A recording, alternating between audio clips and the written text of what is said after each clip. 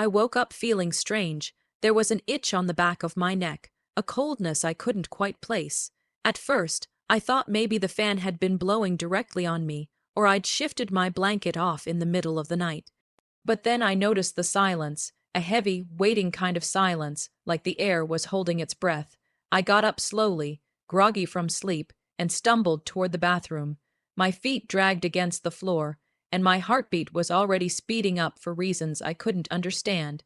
The moment I flipped on the bathroom light and looked into the mirror, my stomach dropped. I froze. My reflection didn't make sense. My head, my hair, it was gone.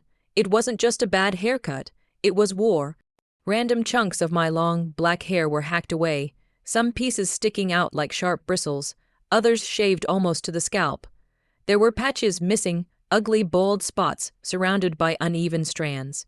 I looked like someone had tried to ruin me with rage, not scissors. My mouth opened, but nothing came out at first. Then the horror set in. A scream burst out of me, loud and raw, bouncing off the bathroom tiles.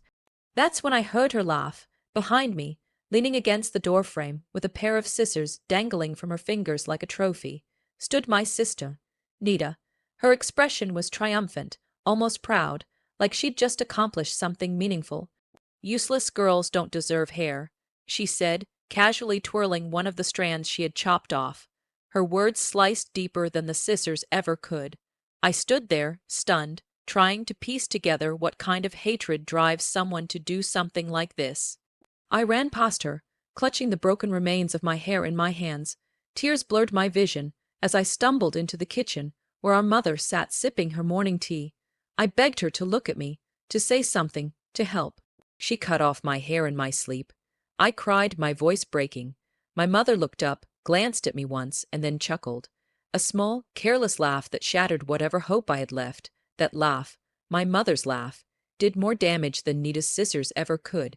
It told me that pain, my pain, was entertainment in that house. From that day forward, something shifted in me, like a veil was torn away.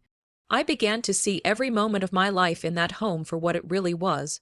Not a family, not a sanctuary, but a prison where I was the designated punching bag. And the worst part was, it had always been this way. I had just been too desperate for love to notice. Growing up, I always knew Nita was the favorite. She could do anything and be excused for it. If she broke something, I was blamed. If she failed a test, it was because I was distracting her. If she screamed and cursed, I was told to be patient with her moods. She would push me, humiliate me in front of her friends, rip pages out of my diary, and read them out loud just for laughs. Once she even poured water on me while I was sleeping.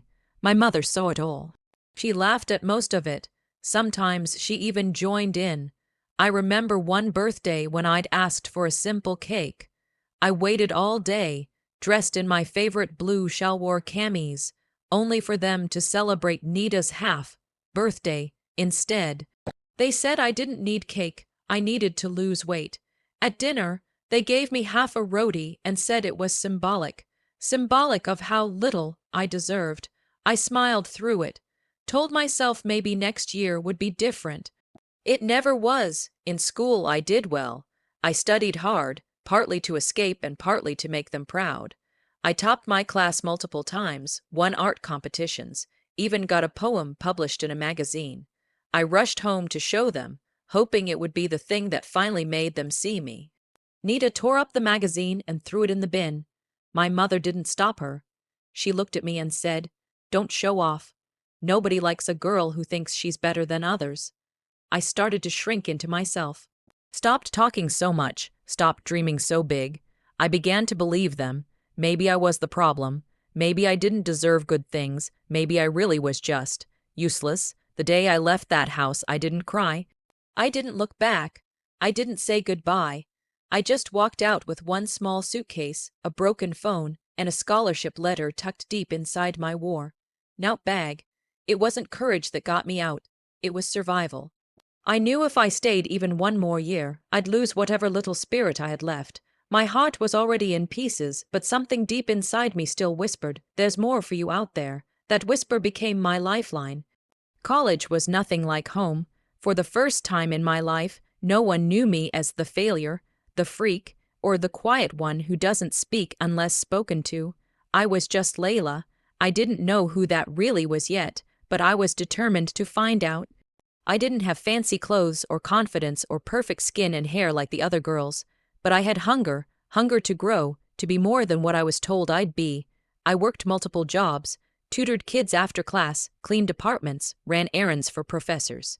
I skipped meals, cut my hair short to save on maintenance, wore the same 2 outfits until they faded. But I showed up to every class, took notes like my life depended on it, because in a way it did. Every time I sat in a lecture, I felt like I was building a new version of myself, one brick at a time. I started journaling again. It felt strange at first, like revisiting an old wound, but slowly, the words became healing. I began posting small entries online, anonymous at first, about growing up in a toxic home, about emotional abuse, about surviving when the people who were supposed to love you made you feel worthless. The response was overwhelming. Strangers from all over started commenting, sharing, thanking me.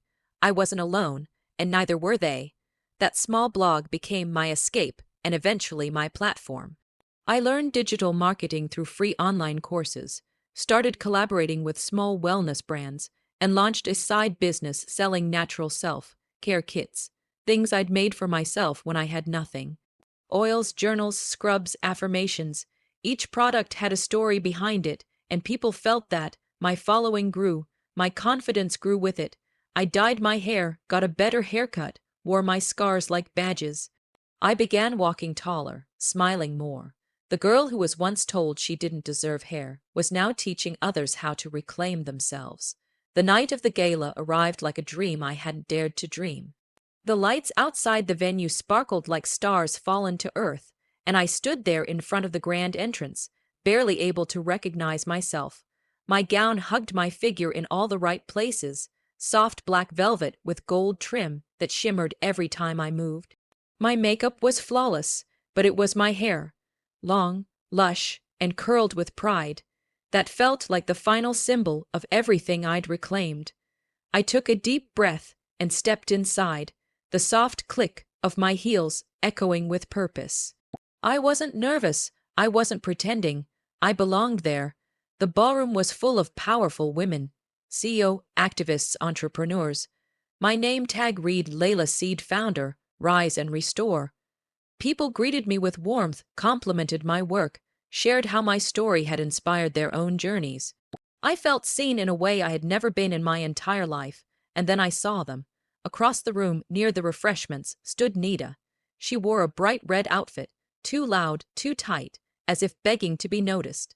Her eyes met mine, and her smirk faltered. She looked stunned, confused, maybe even afraid. Right beside her stood my mother, smaller than I remembered her. Her eyes scanned me slowly, almost like she didn't believe what she was seeing.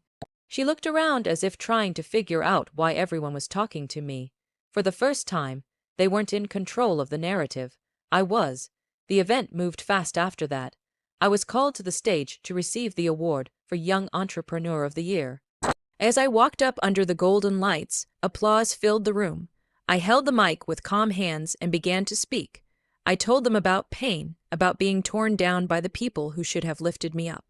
I spoke of nights I cried myself to sleep, of waking up one day with my hair butchered and my heart in pieces. I didn't name names, I didn't need to.